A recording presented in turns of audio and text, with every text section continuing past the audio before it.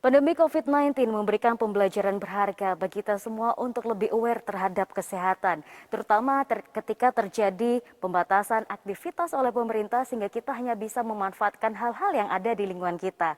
Hal inilah yang menjadi salah satu alasan dari Dinas Kesehatan Kabupaten Malang untuk menggencarkan program asuhan mandiri terkait pelayanan kesehatan tradisional.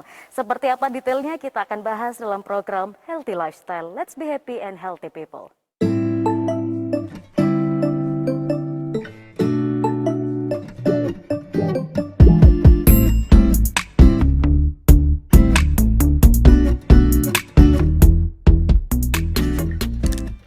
Ya pemirsa, pada episode kali ini Healthy Lifestyle akan membahas terkait pelayanan kesehatan tradisional program asuhan mandiri bersama dengan Dinas Kesehatan Kabupaten Malang.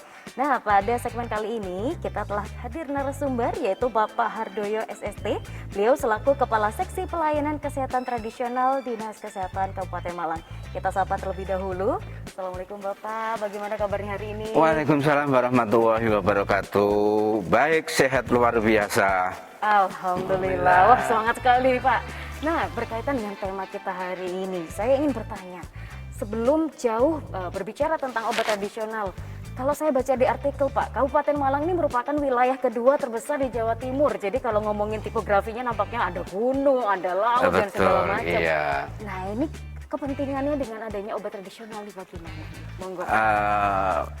Tadi bahwa Kabupaten Malang memang terus besar, ya. Jadi ada 33 kecamatan, 39 puskesmas begitu, dan daerahnya juga termasuk daerah-daerah pedesaan dan potensi yang di Kabupaten Malang ini juga untuk penanaman toga itu juga baik sekali gitu ya. Jadi dan masyarakatnya sendiri mungkin kurang lebih sekitar 40% ya itu memanfaatkan toga.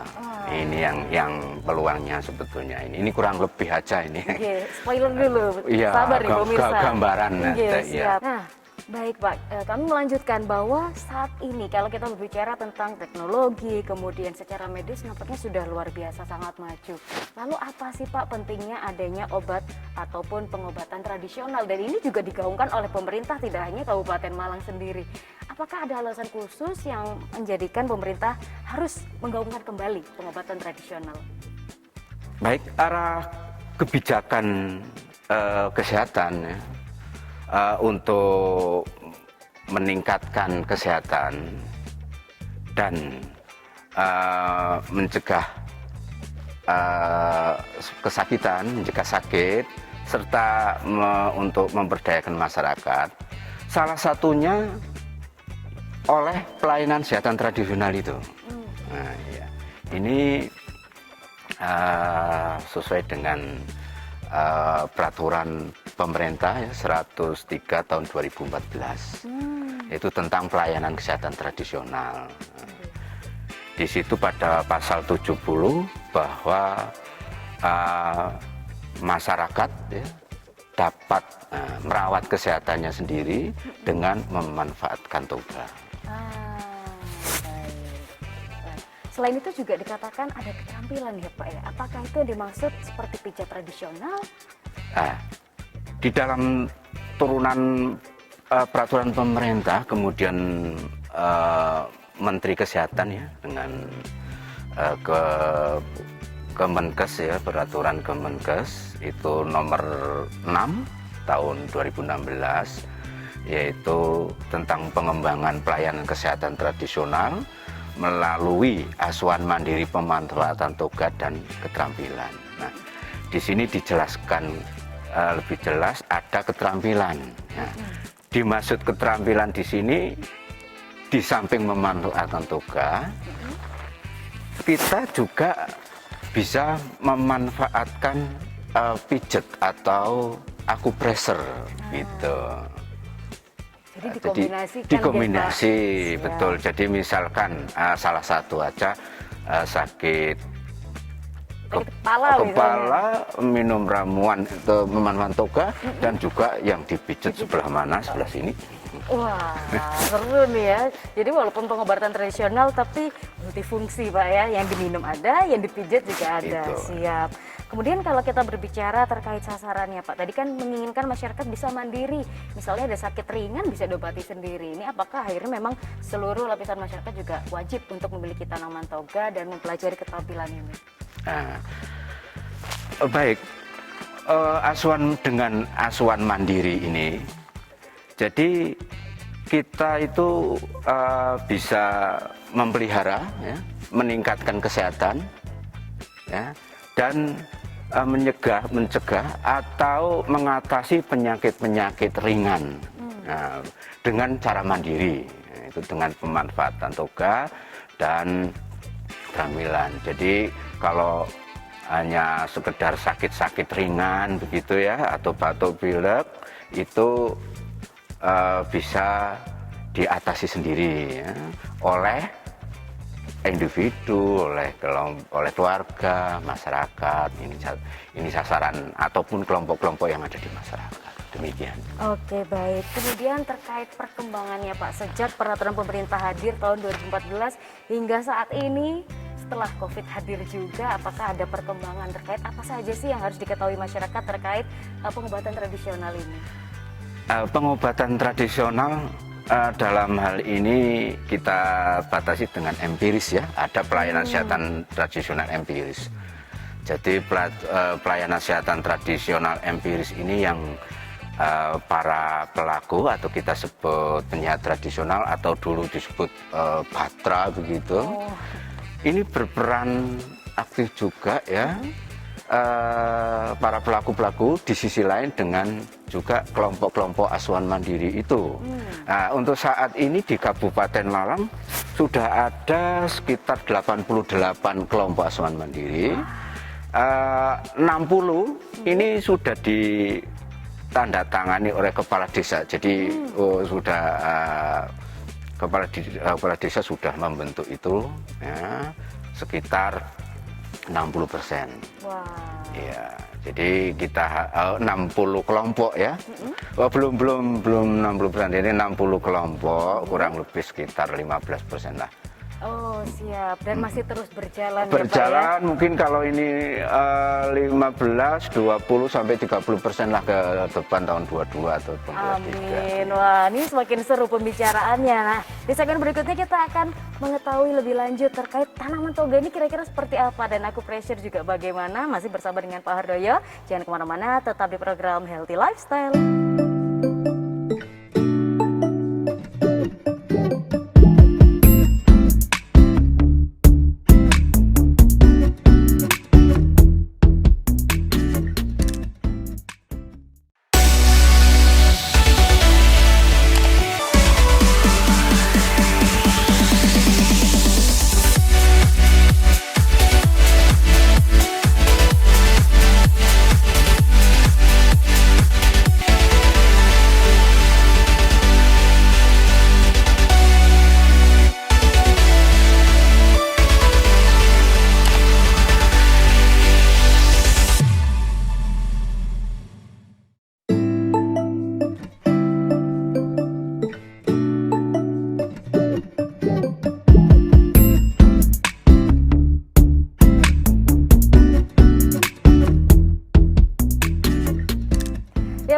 Kembali lagi bersama kami dalam program Healthy Lifestyle, masih akan berbincang dengan Pak Hardoyo berkaitan dengan pelayanan kesehatan tradisional dari Dinas Kesehatan Kabupaten Malang. Di segmen sebelumnya Pak Hardoyo sudah menjelaskan mengapa pelayanan kesehatan tradisional ini menjadi penting. Nah, tentunya pemirsa juga penasaran, kira-kira salah satu hal yang bisa ditanam di rumah seperti tanaman toga ini apa aja ya contohnya? Pak Hardoyo, kira-kira nih masyarakat saat ini kan kalau dibilang rumahnya sudah tidak punya lahan begitu besar mungkin kebanyakan, apalagi yang hidupnya di perkotaan seperti itu. Kira-kira tanaman toga masih ada harapan nggak Pak untuk ditanam di rumah? Monggo Pak. Begini, kalau toga itu kan dalam hal ini istilah toga itu kan taman obat keluarga gitu ya. Jadi kita harapkan menanam toga adalah ada unsur unsur seninya ya, ditata yang rapi, dilihat yang rapi gitu. Jadi ada seninya. Namanya aja Taman Obat Keluarga itu. Nah, kalau memang di tempat kita itu apalagi perumahan ya terbatas, pakai polybag ditata yang rapi atau pakai ember yang tata yang rapi. Kalau ada atau apa tanah kosong sedikit mungkin ditata yang rapi, ditempatkan sebagai misalkan yang bunga-bunga, misalkan yang seperti di situ misalkan ada jahe, ada kencur, ada yang sambiloto dan lain sebagainya, mungkin bisa ditata yang rapi. Jadi enggak seperti ya seperti kita menanam taman hias gitulah. Iya, gitu.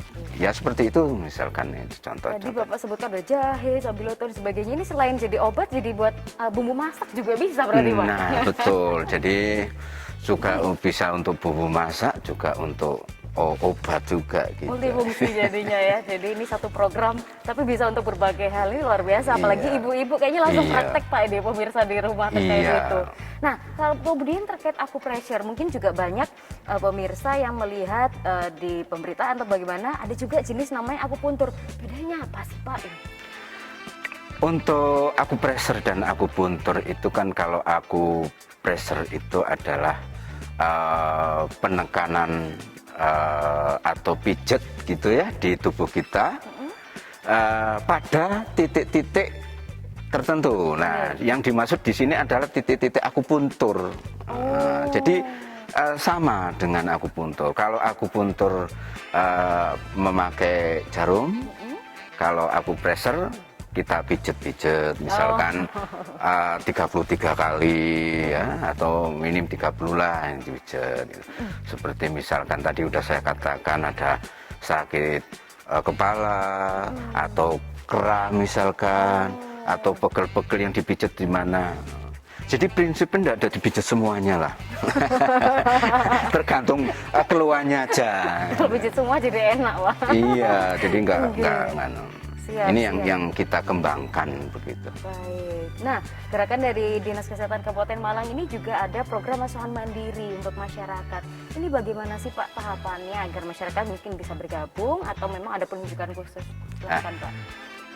Yang pertama kita bisa melihat ya, atau istilahnya mengidentifikasi kelompok yang ada di masyarakat. Nah, di situ misalkan ada kelompok tani, atau kelompok dasawisma, ya, atau kelompok-kelompok yang lain, mungkin kelompok puspindu dan lain sebagainya. Nah, itu kita sosialisasikan di kelompok itu.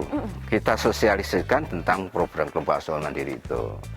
Kemudian kita mengadakan orientasi ya, atau pelatihan-pelatihan sedikit untuk kader gitu.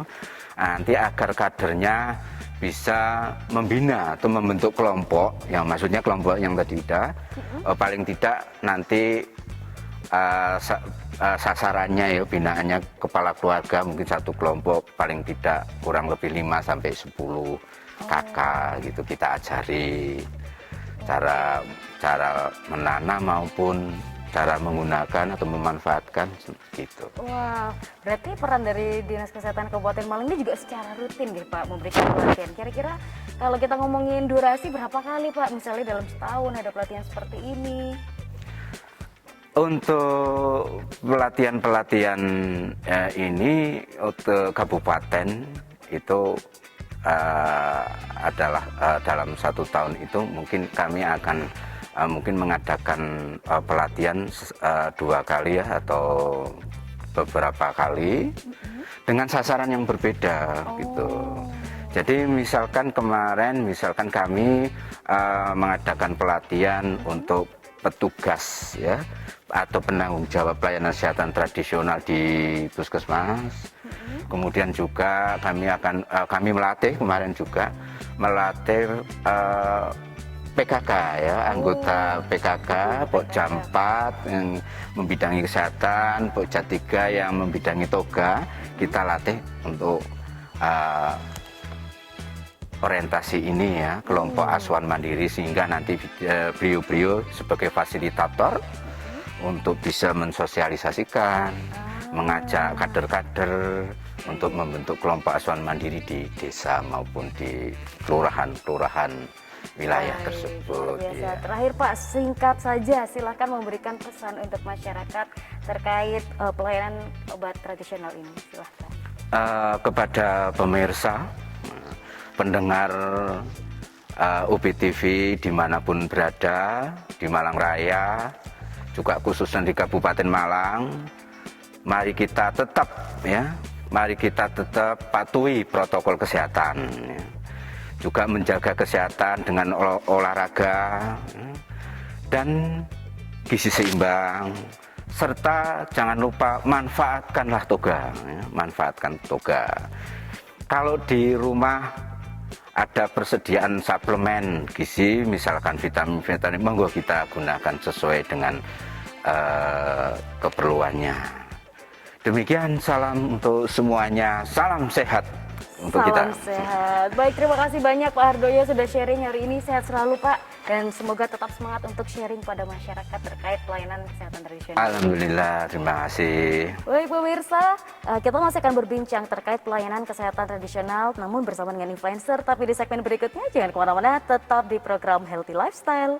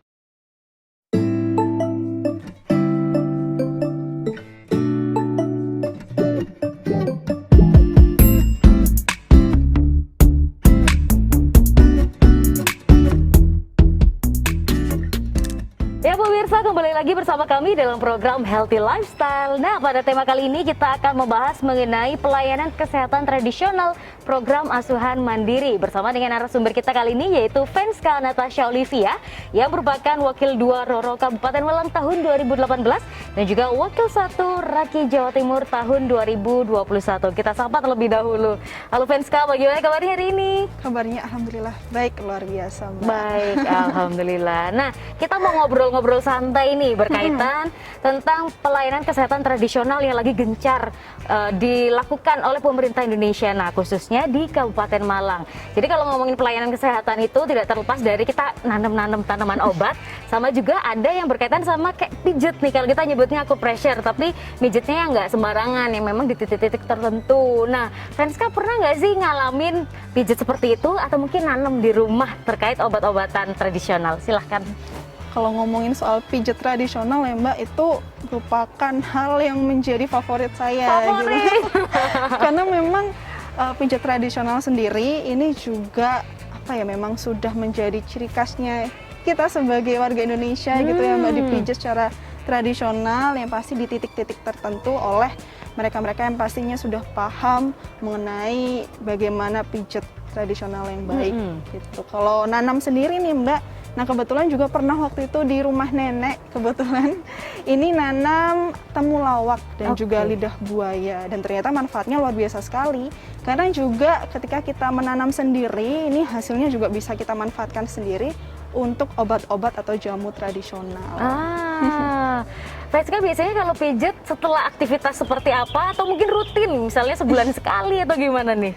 Kalau rutin sih mungkin bisa 2 bulan sekali atau sebulan sekali gitu Mbak. Biasanya kalau udah pegel-pegel banget habis beraktivitas banyak, nah pasti larinya ke pijat gitu. Karena setelah pijat udah enteng dan udah fresh, udah refresh lagi badannya. Jadi memang pijat ini salah satu hal yang wajib untuk kita lakukan ketika capek-capek gitu kan Mbak. Oke, kayak sirkulasi darahnya ya Iya, langsung bener banget. ngalir semua ya. Kayaknya abis ini aku juga pengen pijet. Terus ngomongin soal tanaman obat tradisional juga seru banget ya ketika kita yang nanam, terus habis itu kita bisa ambil sendiri dan dimanfaatkan, apalagi dalam kondisi COVID ya. Benar. Kalau dipikir-pikir dulu kan kita sempat lockdown, terus nggak bisa nih ke apotek beliin dan itu. Kalau menurut Venska nih, ketika ada masyarakat akhirnya memanfaatkan peluang ini, akhirnya nanam sendiri di rumah, bahkan menjadi peluang usaha. Menurut Venska gimana nih? Nah, ini pastinya juga menjadi hal yang sangat baik ya Mbak, karena juga ketika masa pandemi seperti ini, kita juga terbatas dalam melakukan aktivitas dan banyak aktivitas yang kita lakukan di rumah.